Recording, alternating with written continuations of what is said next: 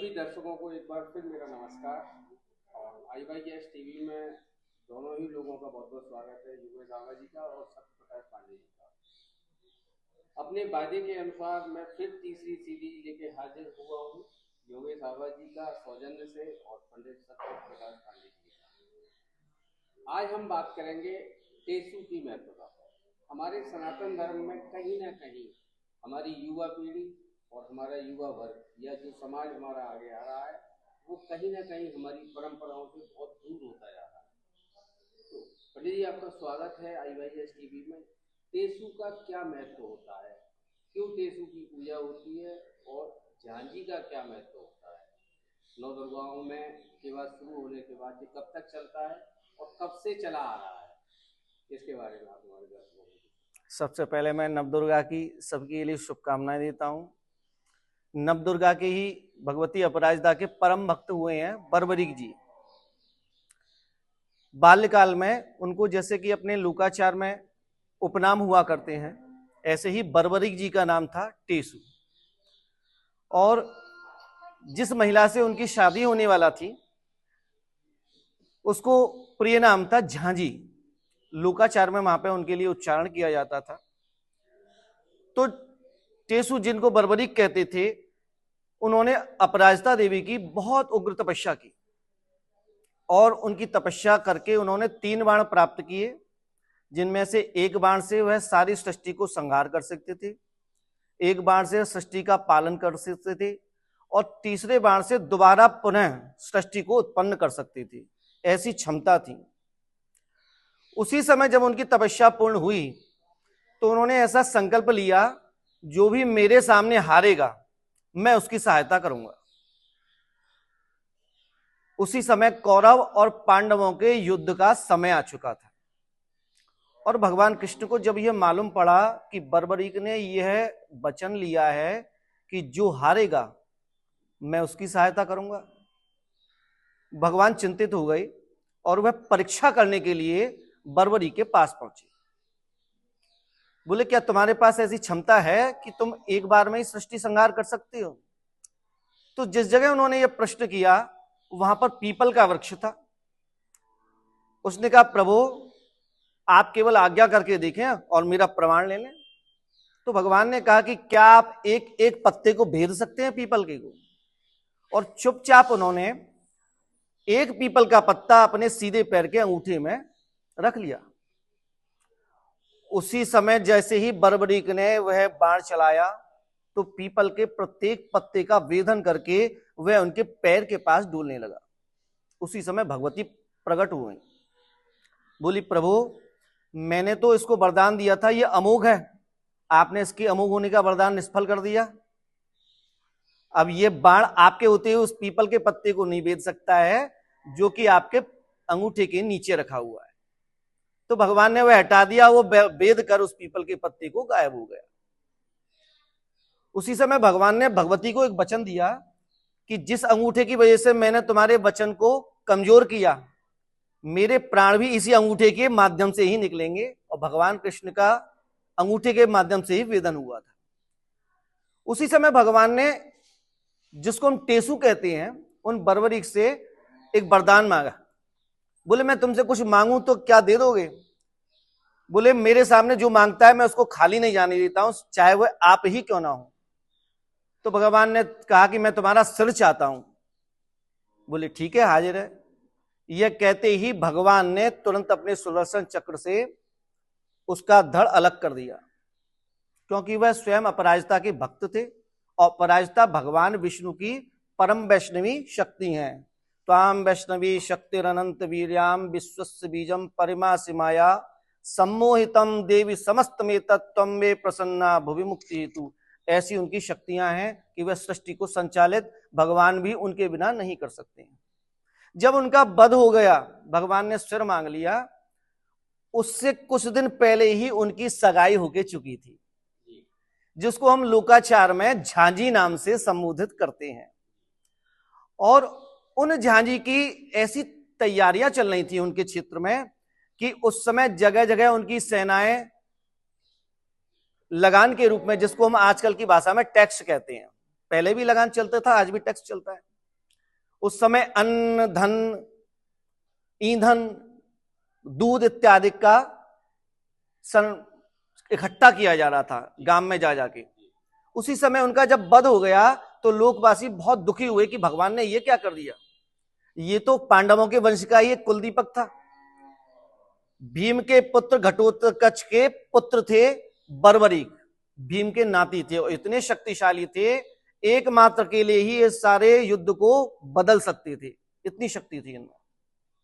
तो भगवान ने इनको वरदान दिया कि लोकाचार में और शास्त्रोक्त विधि से मैं वरदान देता हूं बर्बरीक को।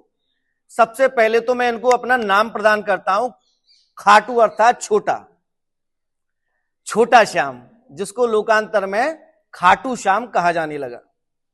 और बोले यहां पर जो लोकाचार में इनका नाम है टेसु, तो नवदुर्गा का जब उत्सव आया करेगा तब इनको लौकिक नाम से भी पहचाना जाएगा और इनके लिए लोकवासी पूजेंगे। आज नवदुर्गा के अवसर पर ही टेसु के रूप में बर्बरीक जी को याद किया जाता है। तो टेसु पे खास तौर से जैन जी में वो शाम के समय ही वो दीपक जला के घूमना, ये क्या इसका महत्व होता है? उस समय ही, शाम के समय ही, जिस समय ये बर्बरीक जी का वध हुआ था वह समय शाम का ही था और वरदान भी उसी समय मिला था।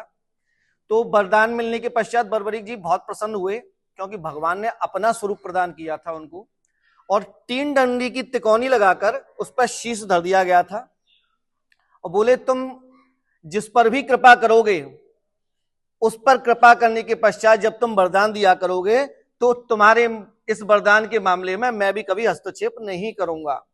तो उनके ये सम्मान के रूप में याद किया जाता है क्योंकि समय शाम का था, इसलिए शाम के समय ही आज भी गली में, मोहल्ले में, गांवों में शाम के समय ही घर के बच्चे उनका पुतला सा बनाते हैं, मोमबत्ती लेकर घूमते हैं, जगह जगह अन्न मांगते हैं, दक्षिणा मांगते हैं, मिठाई मांगते हैं।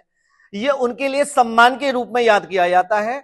और ये जो बालकों की सेना है, उस समय क्योंकि सेना ही मांगा करती थी तो आज बालकों का रूप उनकी सेना के रूप में माना जाता है।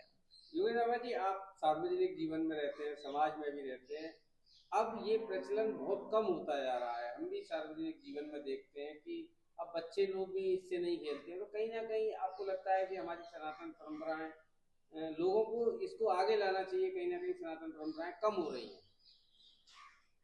नहीं, ब्रज में पहले की अपेक्षा तो कम हुई है, लेकिन फिर भी ब्रज में अभी जीवंतता है सनातन संस्कृति की, पुरानी लोकोक्तियों की। और वो ये प्रकरण कहीं ना कहीं हमको ग्रामीण क्षेत्रों में और अपने विशेष रूप से हमारे गरीब तबकों में वह जीवंतता है सनातन संस्कृति को जीवंत रखने की। और वह साझी और टेसु के रूप में, कि मुझे खूब ध्यान है कि हम यहाँ रहते थे इस गली में ऊपर, तो वहाँ 16 परिवार रहते थे और एक दीवार पर एक साझी का गोबर के लेपन से चित्र बनाया जाता था बड़े स्वरूप में।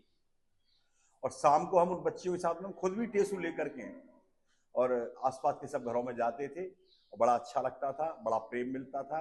और दशहरे के दिन फिर उनका विसर्जन होता था।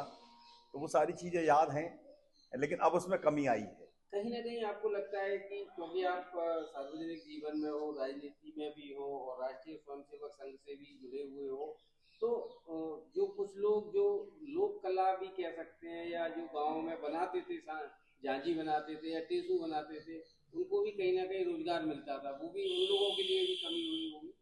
तो क्या उत्तर प्रदेश गवर्नमेंट या भारत सरकार इस चीज को लेके अगर कुछ करे तो कुछ लोगों को रोजगार भी मिल सकता है?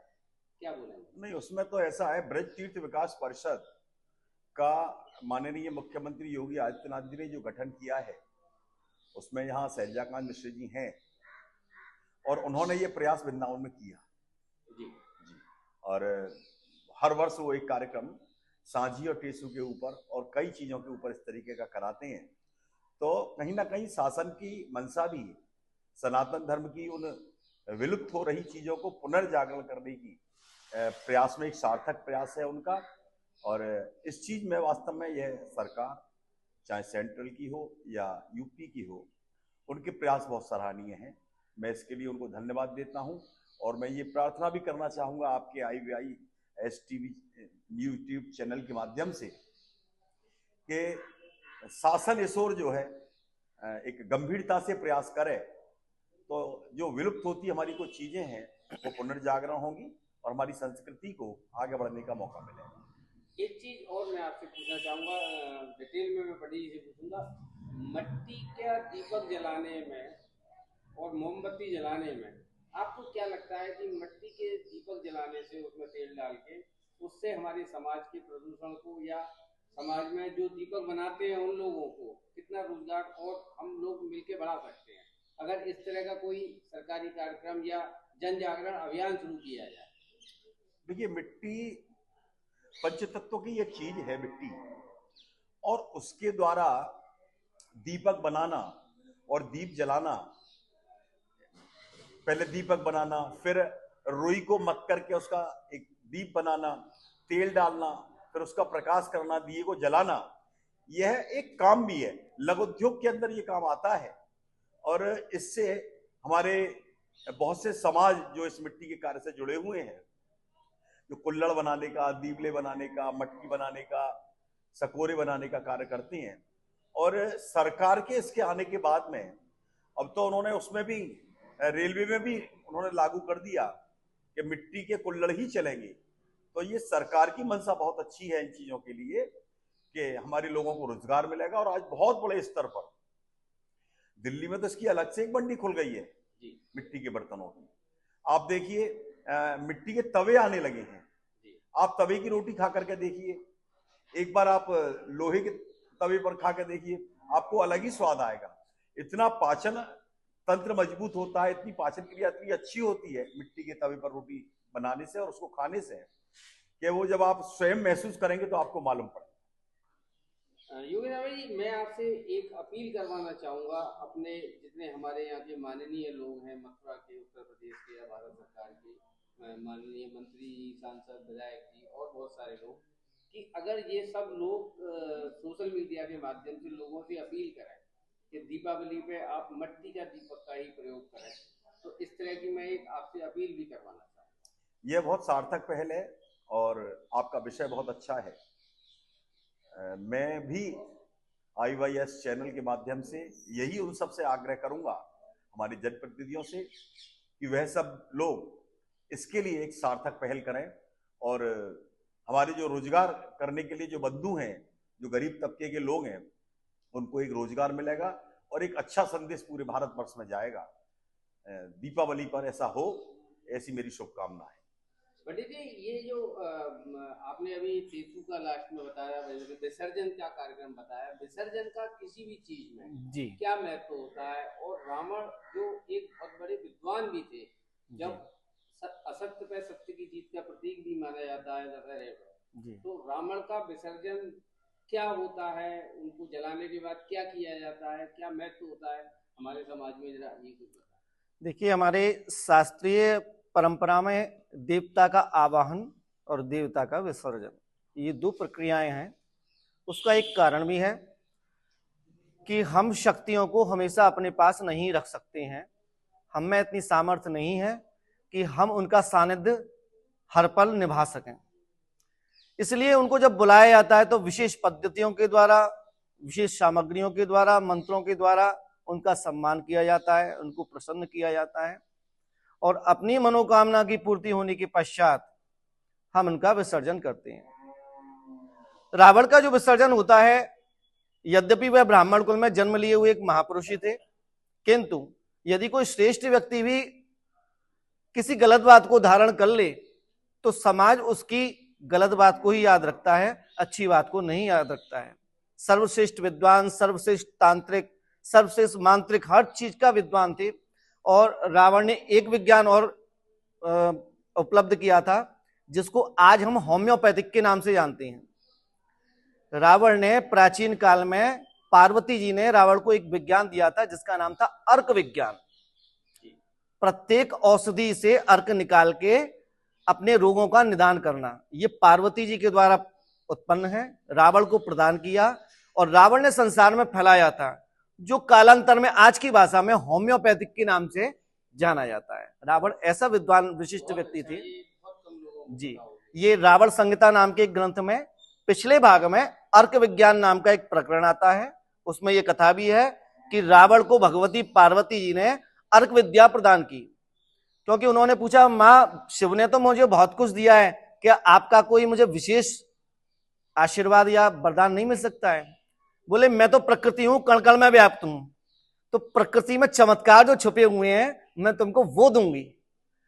तो हर जितनी भी वनस्पति हैं, पेड़ पौधे हैं, उन सब से हम औषधि को तैयार करके विशिष्ट पद्धतियों से और जीवों की बीमारी का निराकरण करें। और रावण का विसर्जन उस दिन जो दशमी तिथि है वह विशेष प्रकार से अपराजिता देवी की तिथि मानी जाती है, और उस दिन भगवान श्री राम ने अपराजिता देवी का पूजन करके उनसे विजय का आशीर्वाद मांगा था। लोकाचार में आज दशहरा के दिन रावण को इसी दिन वध किया जाता है रामलीलाओं के माध्यम से। मैं आपको एक विशिष्ट जानकारी भी दे रहा हूं। पद्म पुराण में रामायण जी के प्रकरण में जो रावण का मुख्य वध हुआ है वह चैत्र शुक्ल चतुर्दशी के दिन हुआ है। शायद ये बात किसी को नहीं मालूम, क्योंकि हमको दशहरा के दिन इसलिए मालूम है क्योंकि कई 100 साल से 250-300 साल से रामलीला का प्रचलन है कई जगहों पर। अब रजिस्टर्ड हो गई हैं समितियां, इसलिए जानने लगे हैं, ऐसी बात नहीं है। कई 100 सालों से ग्राम ग्राम में, मोहल्ले मोहल्ले में ये भगवान की लीला का अनुकरण किया जाता था, दिखाया जाता था। क्योंकि हम अलग अलग समय को नहीं चुन सकते हैं, इसलिए 10 दिन की लीला के माध्यम से नव दुर्गा को भी याद करते थे, भगवान राम को भी याद करते थे, और दशहरा के दिन उसका समापन किया जाता था। इसलिए रावण मारने का विधान उसी दिन निश्चित हो गया लोकाचार में। आप दोनों ही लोगों का बहुत बहुत धन्यवाद। और अगली सीरीज में अगले हफ्ते मैं फिर एक नई टॉपिक पे आप दोनों लोगों के साथ बात करूंगा जी। और दीपावली पर हमारे ग्रह नक्षत्र क्या स्वरूप लेते हैं, क्या बदलते हैं जी। दीपावली का क्या महत्व होता है, दीपावली के पूजन का क्या महत्व होता है। और योगेश रावत जी, आप हमको लगातार इतना समय दे रहे हैं, हमारा तहे दिल से शुक्रिया।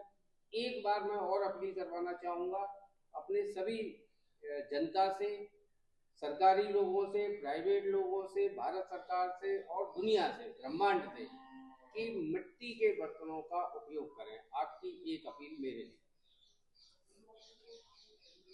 बिल्कुल, भारत की सनातन संस्कृति को आगे बढ़ाने के लिए, उसको जीवंत रखने के लिए, अपने धर्म के प्रचार प्रसार के लिए हमको मिट्टी के बर्तन, मिट्टी के दिए, मिट्टी के पात्र, और लक्ष्मी गणेश भी हमारे यहाँ बनते हैं, तो वह भी मिट्टी के ही बनते हैं।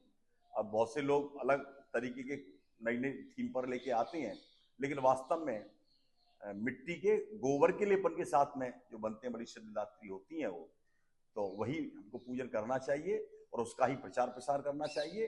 क्योंकि उसके कई कारण भी हैं। क्योंकि जब बहुत से बंधु तो पूरे साल उनको रखते हैं अपने देवालय में, लेकिन बहुत से बंधु उसके बाद में उनका विसर्जन भी करते हैं। विसर्जन करते हैं तो वो फिर प्रकृति के साथ में ही समाहित हो जाते हैं। तो और जो पात्र हैं, जैसे बहुत से लोग इसके प्लास्टिक के बनाने लगे हैं, वो नहीं हो पाते हैं, और वो हमारे कहीं ये लेकिन प्रकरण कहीं ऐसी जगह पर पड़े रहते हैं जहां मन को आहत होती है। तो मेरा सभी से आग्रह है कि हम मिट्टी के ही उन पात्रों को चुने, उन मूर्तियों को चुने, उन दीपों को चुने, और इससे हमारे गरीब बंधुओं को, लघु उद्योग को आगे बढ़ावा मिलेगा। आत्मनिर्भर भारत की ओर हम बढ़ेंगे, ऐसी मेरी शुभकामनाएं दीपावली की सबको। हमारे सभी दर्शकों से भी मैं अपनी एक आवश्यकता अनुसार, अगर किसी का कोई क्वेश्चन है तो हमारे टीवी चैनल के माध्यम से, और पंडित जी से मैं एक बार फिर नंबर बुलवा रहा हूं, उनका कॉन्टैक्ट नंबर हो तो वो संपर्क कर सकते हैं। पंडित जी, एक बार अपना नंबर आप रिपीट करें। जो भी दर्शक धर्म संबंधित किसी भी विषय पर चर्चा करना चाहें तो मैं उनके लिए 9259118923 इस नंबर पर उपलब्ध रहूंगा। वह मुझसे संपर्क करके धर्म चर्चा कर सकते हैं। धन्यवाद दोनों ही लोगों।